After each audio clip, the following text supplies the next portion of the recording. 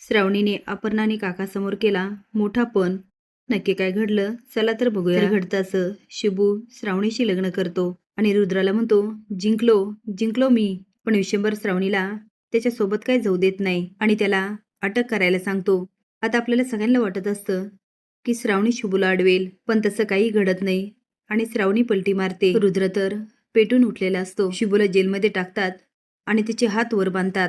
आता शुभूलाही माहित असतं की रुद्र आपली काही गई करणार नाही, पण तो मात्र जराही घाबरत नाही किंवा डगमगत नाही. श्रावणीशी लग्न झालं म्हणून तो खूप आनंदात असतो. रुद्र जातो आणि काठी घेतो आणि म्हणतो माझं लग्न मोडून तुम्हाला खूप मोठी जखम दिलीस. तू जी चूक केली ना त्याची शिक्षा तुला मिळूनच राहणार. मी तुला मारून टाकणारे आणि श्रावणीला परत मिळवणारे. त्याच्या या बोलण्यावर शिवू मोठ्याने हसायला लागतो आणि म्हणतो तू काही पण कर, आता श्रावणी काही तुला मिळत नसते. आता रुद्राला एवढा राग येतो की तो काठीने शुभूला खूप मारायला लागतो, पण शुभूवर जराही फरक पडत नाही. तो रुद्र सर कितीही मारा, आता मला काही फरक पडत नाही. मला जे करायचं होतं ते मी केलं आणि श्रावणीला वाचवलं. मला माहिती ना तू किती क्रूर माणूस आहे. तू पहिल्या बायकोला मारलंस आणि आता श्रावणीशी लग्न करत होता. तुम्हाला काय वाटलं मी माझ्या श्रावणीला तुमच्या तावडीत फसवून देईल? नाही, मी ठरवलं होतं काही करून श्रावणीला वाचवायचं. आता मी वाचवलं.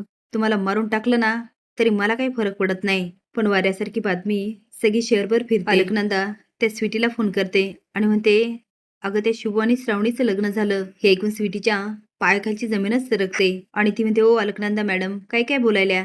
अहो आज तर रुद्र आणि श्रावणीचं लग्न आहे ना. अहो मग शुभचं काय संबंध? अलकनंदा म्हणते शुभचं काय संबंध इथे असती ना तर कळालं असतं काय संबंध आहे. स्वीटी म्हणते अहो पण रुद्र आणि साहेबांनी हे हूच कसं दिलं? अलकनंदा म्हणते ते कसले हू देतात, पण ते शुभूने बंदूक उचलली आणि श्रावणीवर रोखली आणि धमकी दिली जर पुढे कुणी आलं तर श्रावणीला मारून टाकणार. मग काय कोण कशाला मारायला जाते मध्ये?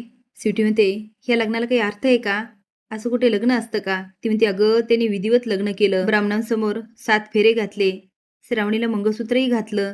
एवढंच काय स्वतःचं बोट कापून त्या रक्ताने तिचा भांगाही भरला. स्वीटी म्हणते काय? आता मात्र तिची खूप तगमग व्हायला लागते आणि ती मोठ्याने ओरडते शुभूची ही हिंमत. आता मात्र शुभूची आई वडील बहीण सगळेच घाबरतात. एवढंच काय स्वीटीचा भाऊही घाबरतो. स्वीटी त्यानं म्हणते आता तुम्ही लग्न विसरा आणि होऊ द्या तुमचं तोंड काळं. शुभूची आई म्हणते स्वीटी काय झालं? ती म्हणते अहो तिकडे तुमच्या लेकाने त्या श्रावणीशी लग्न केलंय. ती म्हणते नाही नाही शुभू असं नाही करू शकत. ती म्हणते असं नाही करू शकत नाही, त्याने केलंय. मी आता त्या शुभूला सोडणार नाही.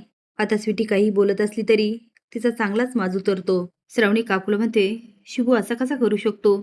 त्याने फक्त माझं लग्न नाही मोडलं, माझ्या आणि बाबाच्या नात्याचा खून केलाय. तिच्या काका आणि काकूला काय बोलावं तेच कळत नाही. खरं तर त्यांची खूप इच्छा असते की श्रावणीला समजावं की जे झालं ते चांगलंच झालं, तुला तुझं प्रेम मिळालं. श्रावणी एवढी हायपर झालेली असते की त्यांची हिंमतच होत नाही. श्रावणी म्हणते त्यांनी हे केलेल्या पापासाठी मी ह्या जन्मात काय पुढच्या 7 जन्मातही माफ करू शकणार नाही.